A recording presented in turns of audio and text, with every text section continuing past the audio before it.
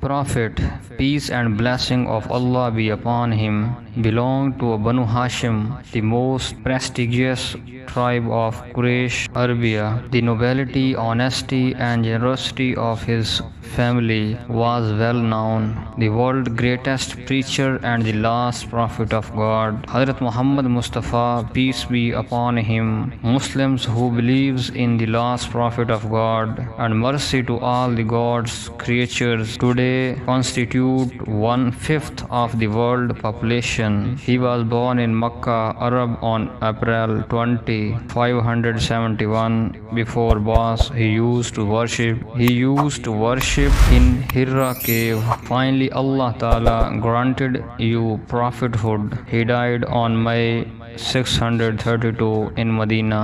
Allahumma salli ala Muhammad wa ali Muhammad.